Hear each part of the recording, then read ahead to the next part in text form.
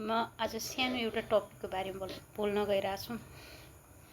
समाजमा कुनै पनि व्यक्तिको बारेमा बुझ्नको लागि कुनै साथीभाइ कुनै आफन्तको बारेबाट बुझेर त्यो व्यक्तिको बारेमा भडन चाहिँ कहिले नगर्नुहोस्। यो एकदम मिस्टेक।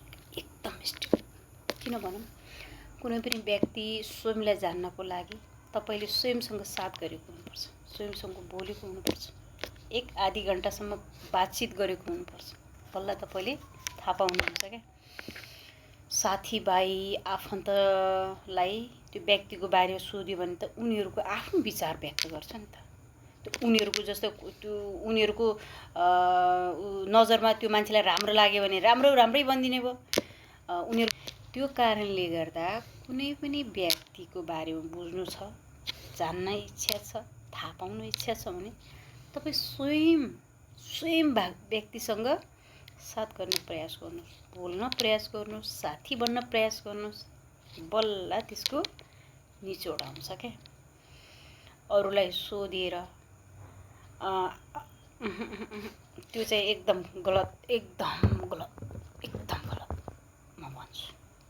किन भनौँ, हामी नारी जेन्ट्स पनि भनौँ, नारी नवदुर्गा अरे क्या। हामीले ठाउँ अनुसार रूप देखाउनु पर्ने हुन्छ क्या। सुन्नुभयो, हामी जति जन्मिँदाखेरि कोमल थियौँ नि, बचपनमा जति कोमल थियौँ नि, अब युवा अवस्थामा आएपछि यसरी कोमल भएर हुँदैन। म एक भगवान्लाई बहुत विश्वास गर्ने मान्छे हो, बहुत ईश्वरलाई विश्वास गर्ने मान्छे हो, कर्मको पनि ख्याल गर्ने मान्छे हो। माया गर्ने, लभ गर्नेहरू त्यो कसैलाई सोधेर भनेर गर्ने चिज होइन कि। लभ भन्ने आफै हुने चिज हो क्या। कोही मान्छे देख्ने बित्तिकै हाम्रो मनभित्र बस्न सफल हुन्छ क्या, त्यस्तोलाई लभ भन्छ।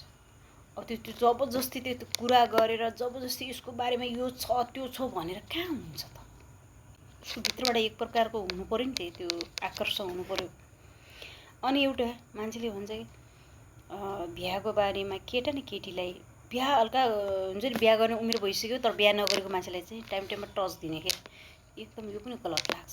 यता सुन्नुहोस्, कोही केटा कोही केटीलाई बिहा गर्न मन लाग्यो भने, उसलाई पार्टनर चाहियो भने उसले आफै खोज्छ क्या। अहिले सबैको हातमा मोबाइल छ क्या, उसले आफ्नो लागि आफै सिलेक्ट गरिहाल्छ कि मलाई चाहिन्छ भने चाहिँ एउटा सिलेक्ट गर्छ नि। तपाईँले भन्ने चिज हो त है।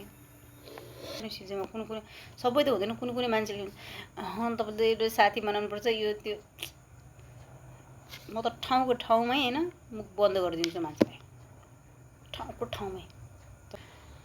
हरेक व्यक्तिको जीवन जिन्दगी लाइफ फरक छ क्या।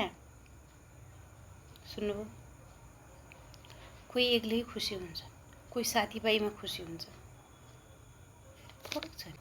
यता सुन्नुहोस्, समाजमा जो एकदम राम्रो चाप्रिसी बोल्छ नि, त्यो सबैको नजरमा राम्रै देखिन्छ क्या। जो त्यस्तो चाप्रिसी त्यसलाई बोल्नै आउँदैन, कि ठाडो स्वभाव छ नि, त्यो प्रायः समाजको नजरमा नराम्रै हुन्छ क्या। भनेपछि त्यस्तो मान्छेको बारेमा समाजमा सोधेर हुन्छ। त्यही भएर स्वयं व्यक्तिको बारेमा बुझ्नलाई प्रत्यक्ष उसँग भेटेर कुरा गर्नुहोस् क्या, उसँग बुझ्नुहोस् क्या। अरूलाई सोधेर, आफन्तलाई सोधेर, साथीभाइलाई सोधेर उसको बारेमा थाहा पाउँछु, ऊ कसको स्वभाव छ, यो तपाईँ एकदम गलतमा हुनुहुन्छ। त्यस्तो गलतमा हुन्छ। वानली चाप्लुसी, वानली त्यो हुन्छ नि, सिचुएसनमा जस्तो सिचुएसन छ त्यस्तै ताल पार्ने, त्यस्तै जस्तो मादल छ बजाए त्यस्तैमा नाच्ने मान्छेको मात्र छवि त्यो समाजभित्र राम्रै देखिन्छ होइन। अदरवाइज राम्रो मान्छेको समाजमा त्यस्तो मान्छेलाई मनै पराउँदैन। किनकि त्यो देखावटीमा राम्रै मान्दैनन् क्या। त्यो देखावटी देख्न सक्दैन।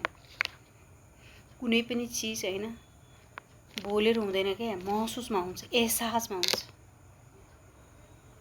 म होइन अहिले टाढा छु मेरो फ्यामिलीबाट, तर मेरो मनभित्र मेरो फ्यामिलीप्रति कति माया होला मैले व्यक्त गर्न सक्छु। त्यो कारणले गर्दा कुनै पनि व्यक्तिको बारेमा बुझ्नको लागि न साथीभाइबाट राम्रोसँग थाहा पाउनुहुन्छ, न आफन्तबाट। कसैले नि थाहा हुन्न क्या, कसैले नि थाहा हुन्न। हामी व्यक्ति स्वयं त ठाउँ अनुसार हामीले कति चेन्ज हुनुपर्ने हुन्छ क्या। हामी आफ्नो घर मम्मी बाबा अगाडि हामी बच्चा भइदिन्छौँ, हामी बच्चा हो। हामी आफ्नो काम गर्ने ठाउँमा हामी त्यहाँ जिम्मेवारी हुन्छ। हामी साथीभाइसँग हामी एकदम मस्त साथीभाइ खुसी हुन्छौँ। अनि हामी कुनै दुःख परेको एकदम त्यो भएको हामी कति लिन हुन्छ, कति धेरै त्यो हुन्छ। भनेपछि हामी स्वयं एक व्यक्ति त कति ठाउँ अनुसार चेन्ज हुनुपर्छ भनेपछि त्यही भएर तपाईँले कसैको अगाडि कसैको बारेमा बुझ्न सक्नुहुन्न। कि त तपाईँ स्वयं व्यक्तिसँग भेटेर व्यवहार गरिदिनु पर्यो, साथ गर्नु पर्यो, साथीभाइ भएर कुरा गर्यो भने हल्का थाहा हुन्छ। Otherwise no. त्यो कारणले गर्दा मेरो लाइफमा होइन 2000 कति हो 2000 कति हो 72-73 मैले एउटा साथी बनाएको थिएँ। त्यो साथी कस्तो थियो भने चाहिँ भगवान्लाई बहुत माया गर्नुहुन्थ्यो। एउटा मेरो फ्यामिलीको बहुत केयर गर्नुहुन्थ्यो। मेरो फ्यामिली मलाई फेरि मेरो फ्यामिलीलाई रेस्पेक्ट गर्ने मान्छे राम्रो लाग्छ, किनकि अब व्यक्ति त फ्यामिलीलाई रेस्पेक्ट गर्ने मान्छे चाहिन्छ नि त हामीलाई त। साथी त बनाएन। अब बिचबिचमा हाम्रो बोल्ने कम भयो क्या।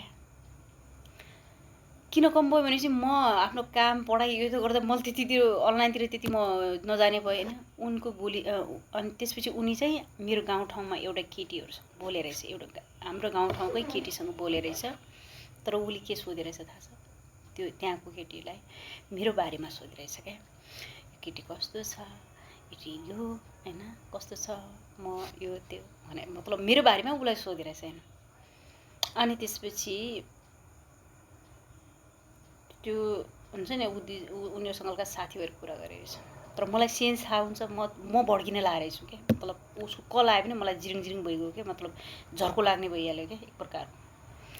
पछि मैले थाहा पाएँ कि त्यो केटीसँग उसको कुरा गर्यो, मेरो बारेमा पनि सोध्यो भनेर थाहा पाएपछि मैले नि 1 मिनट पनि लगाएन क्या। 1 मिनट मलाई नि मेरो बारेमा कसैसँग बुझ्ने मान्छे मनै पर्दैन। स्वयं मसँग बुझ्नुपर्छ। मेरो बारेमा कसैले थाहा हुनै सक्दैन क्या। त्यस्तो